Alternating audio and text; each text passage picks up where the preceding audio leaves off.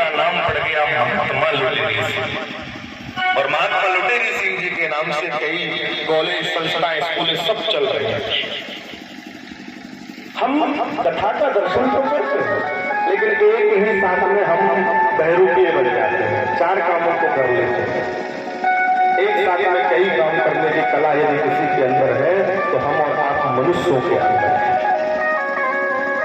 एक साथ में एक ही काम को करें तो आनंद की प्राप्ति होगी।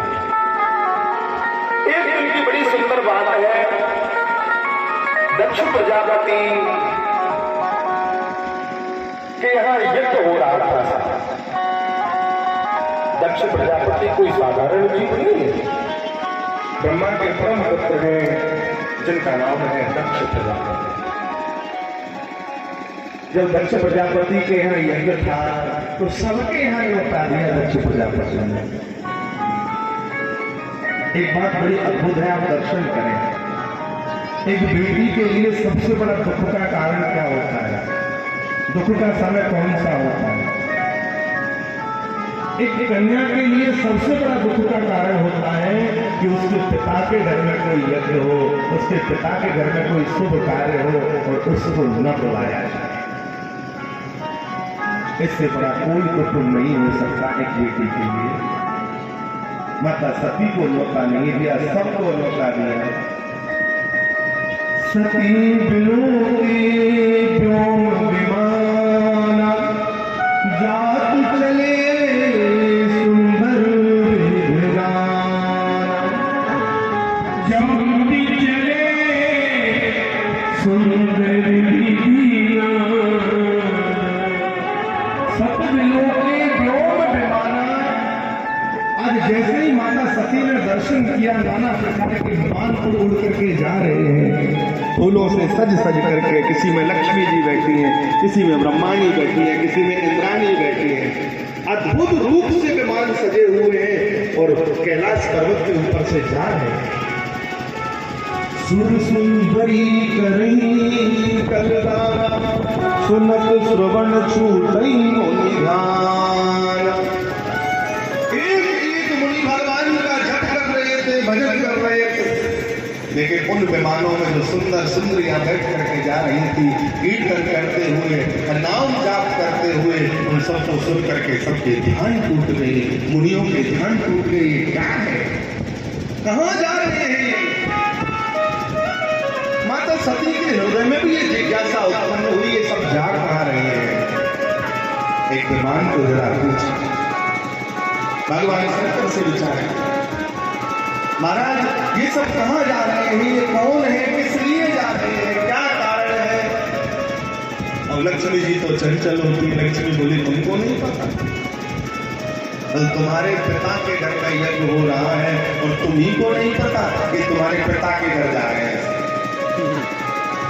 एक बेटी को सबसे बड़ा कष्ट उसी समय होता है जब उसको अपने पियर में याद नहीं किया जाता। भक्तों, मानस की कथा बड़ी अद्भुत कथा है। मानस की कथा हमको जीना सिखाती है। ये चरित्र एक बेटी के ऊपर आया है। बेटी क्या है हमारे जीवन में? बेटी कोई खिलौना नहीं है हमारे लिए, बेटी कोई हमारे लिए कोई सौदा नहीं है, बेटी कोई हमारे लिए वस्तु नहीं है कि जिसको हमने यहाँ लिया, यहाँ से वहां रख दिया, वहां बेच दिया, वहां रख दिया, नहीं साथ। एक बेटी जब तक अपने माता पिता के यहाँ रहती है, वो हक से कहती है, वो हमको ये चाहिए, हमको ये चाहिए, हमको ये चाहिए, और जिस दिन वो विदा हो जाती है ना, वो सब भूल जाती है। माता पिता यदि कुछ लाना भी चाहे ना तो कहती है, नहीं नहीं अब नहीं चाहिए, बस बस इतना ही है। लेकिन मेरे भक्तों, यदि उसी बेटी को पिता के घर में पियर में कोई याद ना करे, उनको किसी उत्सव पर न बुलाए, इससे बड़ा दुर्भाग्य किसी का नहीं हो सकता। आज के समय को देखते हुए भी चर्चा करते महाराज, रोजाना मैया बेटी को फोन करे, इसको याद करना नहीं है। आज का जो समय चल रहा है ना, इससे परिवार टूट रहे हैं, जुड़ नहीं रहे। ये जो मोबाइल फोन चल रहे हैं ना, इससे परिवार टूट रहे हैं। वकील साहब हमारे सामने बैठे हुए हैं, सैकड़ों केस आते हैं, उन सैकड़ों केसों में से 90 केस तो कम से कम इसी प्रकार के आते हैं।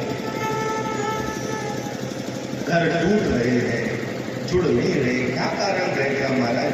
पहले तो ऐसा नहीं होता था। पहले तो रोज माताएं बात नहीं करती थी, रोज चिट्ठियां नहीं भेजती थी, लेकिन आज ऐसा क्या हो गया कि वृद्ध जब तक बात नहीं कर लेंगे तब तक दिन नहीं गुजरेगा।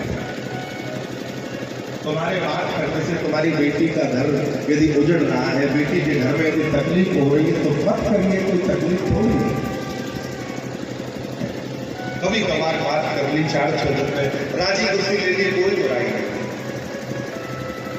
आज वही समय आ गया, आज माता सती का हृदय द्रवित होने लगा, रोने लगी माता सती।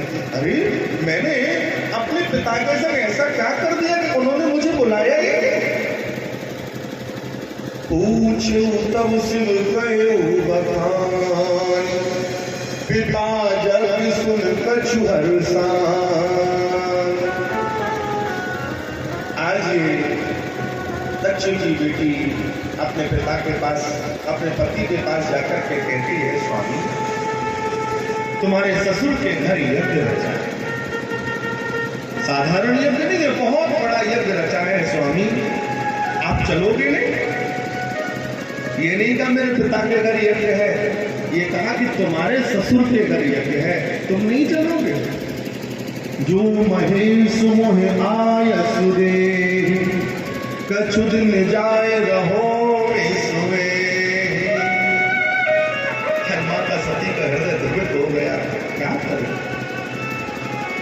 बेटी को बड़ी शर्मिंदगी महसूस होती है जब उसके पियर से न्योता नहीं आता। भगवान शंकर से जब कहा तो शंकर कहते हैं, हमको न्योता तो आया ही नहीं, हमको कोई निमंत्रण तो आया ही नहीं, कैसे जाए बताइए? पिता भवन उत सब परम, जो प्रभु आयसु होई, तो मैं जाऊं कृपा यतन, सादर देखन सो। सो मैं जाऊं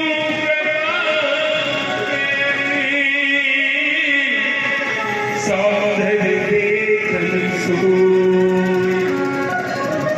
शंकर जैसे इन बातों को सुनने लगे, माता सती कहती है, स्वामी आपकी यदि आज्ञा हो तो मैं एक बार चली जाऊं अपने पिता के यज्ञ को देखने। भगवान शंकर ने लाख समझाने का प्रयास किया। दक्ष सकल निज सुता बुलाई, हमरे पैर तुम बिसराई। एक बात बताए नहीं, अपने पति के बिना यदि आप पियर में भी जाकर रहोगी ना, तो भी तुम्हारी कोई वैल्यू नहीं है। ये सोचे कि बिना पति के हम पियर चले जाएं, वर्ष 2 वर्ष रह के आ जाए, तो वहां भी तुमको लोग टोकने लगेंगे, कोसने लगेंगे, इतने दिनों से रह रही है, क्या कारण है? दक्ष सकल निज सुता बुलाई। भगवान शंकर कहते हैं, अरे सती क्या तुमको नहीं पता? तुम्हारे पिता दक्ष ने तुम्हारी अन्य बहनों को सबको बुलाया है, सबको न्योता दिया है, सबको बुला करके लाए हैं, निभा करके लाए हैं। हमरे पैर तुम बिसराए। भगवान शंकर कहते हैं, अरे सती बैर तो हमसे था, तुमसे बैर थोड़ा नहीं था। कई बार देखने को प्राप्त होता है, हमारे तुम्हारे जीवन में भी एक व्यक्ति से बैर होता है, पूरे परिवार को त्याग देते हैं, पूरे महल मोहल्ले को त्याग देते हैं। नहीं सब इस मोहल्ले में हम नहीं है। भगवान शंकर ने लाख बार समझाने का प्रयास किया, तुम मान जाइए सती, मान जाइए, ऐसे स्थान पर हमको कभी नहीं जाना है।